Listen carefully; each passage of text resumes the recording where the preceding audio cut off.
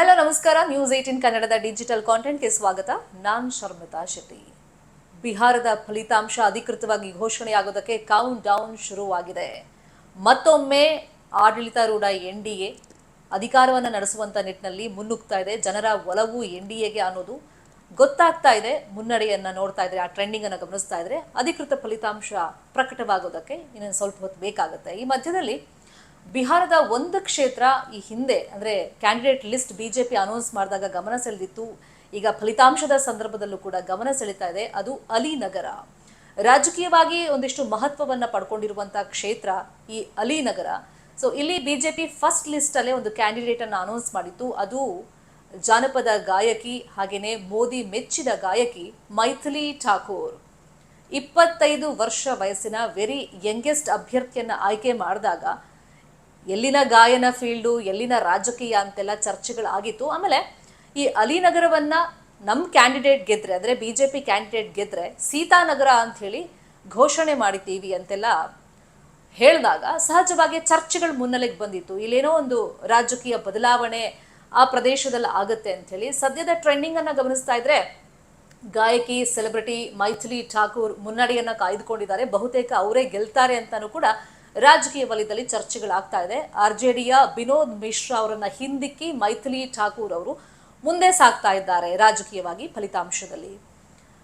ಇನ್ನು 30 ದಿವಸದ ಒಂದು ಪ್ರಚಾರದ ಸಂದರ್ಭದಲ್ಲಿ ಮೈಥಿಲಿ ಠಾಕೂರ್ ಅವರು ಹೇಳ್ಕೊಂಡಿರೋದು, ತಾನು ಯಾವತ್ತೂ ರಾಜಕೀಯಕ್ಕೆ ಬಂದೇ ಬರಬೇಕು ಅಂತ ಅಂದ್ಕೊಂಡಿರ್ಲಿಲ್ಲ. ಆದ್ರೆ ಒಂದಿಷ್ಟು ವರ್ಷಗಳ ಹಿಂದೆ ನಾನು ರಾಜಕೀಯ ಪ್ರವೇಶ ಮಾಡಬೇಕು ಅಂತ ಅಂದ್ಕೊಂಡಿದ್ದೆ. ಬಟ್ ಇಷ್ಟು ಬೇಗ ಅದು ಸಾಕಾರ ಆಗುತ್ತೆ ಅಂತ ಅಂದ್ಕೊಂಡಿರ್ಲಿಲ್ಲ.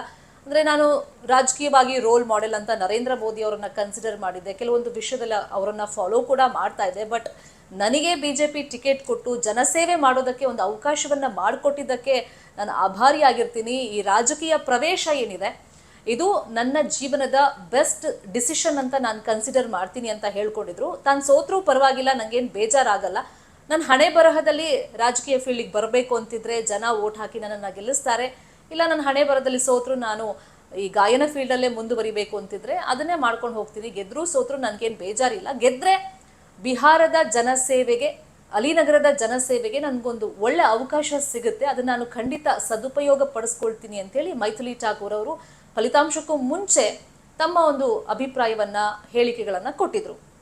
ಈಗ ಚುನಾವಣಾ ಅಫಿಡವಿಟ್ನಲ್ಲಿ ಅವ್ರು ಘೋಷಣೆ ಮಾಡ್ಕೊಂಡಿರೋದು ತನ್ನ ಹತ್ರ 4 ಕೋಟಿ ಮೌಲ್ಯದ ಆಸ್ತಿ ಇದೆ ಅಂತ ಹೇಳಿ. ಅಂದರೆ ಇವಾಗ ಚರ್ಚೆ ಆಗ್ತಿರೋದು ಬಿಜೆಪಿ ಯಾವ ಟೈಮ್ನಲ್ಲಿ ಚುನಾವಣೆ ಸಂದರ್ಭದಲ್ಲಿ, ಎಸ್ಪೆಷಲಿ ಕ್ಯಾಂಡಿಡೇಟ್ ಅನೌನ್ಸ್ ಮಾಡುವಂಥ ಸಂದರ್ಭದಲ್ಲಿ ಅಚ್ಚರಿಯ ಕ್ಯಾಂಡಿಡೇಟನ್ನು ತಂದು ಹಾಕಿ ಶಾಕ್ ಕೊಡೋದ್ರ ಜೊತೆಯಲ್ಲಿ ಒಂದಿಷ್ಟು ಎಕ್ಸ್ಪೆರಿಮೆಂಟನ್ನು ಮಾಡುತ್ತೆ ಅಂತ ಹೇಳಿ ಚರ್ಚೆಗಳೇನಾಗ್ತಿತ್ತು. ಬಿಹಾರದಲ್ಲಿ ಮೈಥಿಲಿ ಠಾಕೂರ್ ಅವರನ್ನ ಕಣಕ್ಕಿಳಿಸೋ ಮುಖಾಂತರ ಒಂದು ಎಕ್ಸ್ಪೆರಿಮೆಂಟ್ ಮಾಡಿ ಬಹುತೇಕ ಗೆಲ್ಲುವಂಥ ಹಂತದಲ್ಲಿ ಈಗ ಬಿಜೆಪಿನೂ ಇದೆ. ಜೊತೆಗೆ ಮೈಥಿಲಿ ಠಾಕೂರ್ ಅವರು ಕೂಡ ಪ್ರಥಮ ಬಾರಿಗೆ ಗೆದ್ದು ಜನಸೇವೆ ಮಾಡೋದಕ್ಕೆ ತಯಾರಿಗಳನ್ನು ಮಾಡ್ಕೊಳ್ತಾ ಇದ್ದಾರೆ. ಅಧಿಕೃತ ಫಲಿತಾಂಶ ಗೊತ್ತಾಗುತ್ತೆ. ಸದ್ಯದ ಟ್ರೆಂಡಿಂಗ್ ಪ್ರಕಾರ ಗಾಯಕಿ ಮೈಥಿಲಿ ಠಾಕೂರ್ ಅವರು 25 ವರ್ಷದ ವೆರಿ ಯಂಗೆಸ್ಟ್ ಗಾಯಕಿ ಇನ್ನೇನು ಗೆಲುವಿನ ಸನಿಹದಲ್ಲಿದ್ದಾರೆ.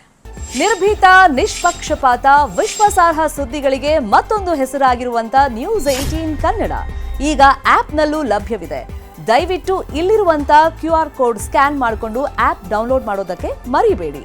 ನಿಮ್ಮ ಬೆಂಬಲ ಹೀಗೆ ಸದಾ ನಮ್ಮೊಂದಿಗಿರಲಿ. ಧನ್ಯವಾದ.